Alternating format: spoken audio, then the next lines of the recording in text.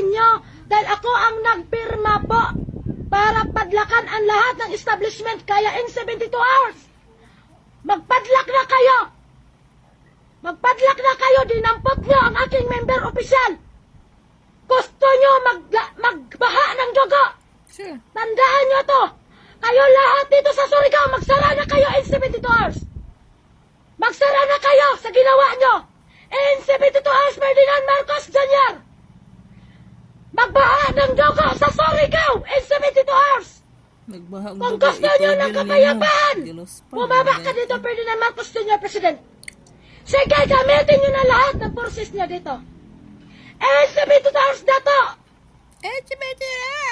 Gawin mo! Ako na nag-utos.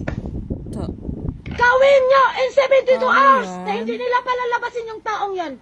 I-present nyo lang ang diplomatic immunity si Dylan, kapitan dito sa Surigao, sa Sabang Tris Manobag. Tatay, si Dylan, dyan sa Inedine. Yan, anuhin mo ngayon, si Dylan dito, ang barangay.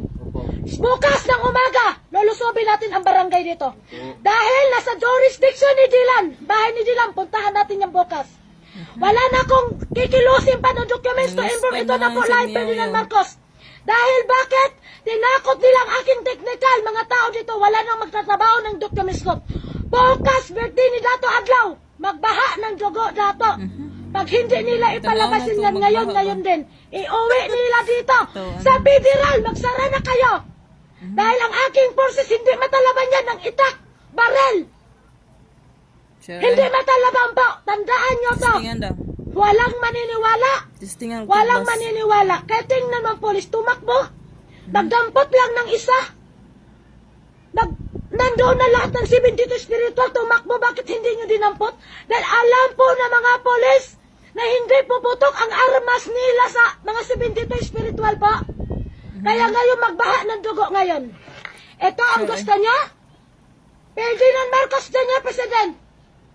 Ayusin mo to. Ayusin mo to.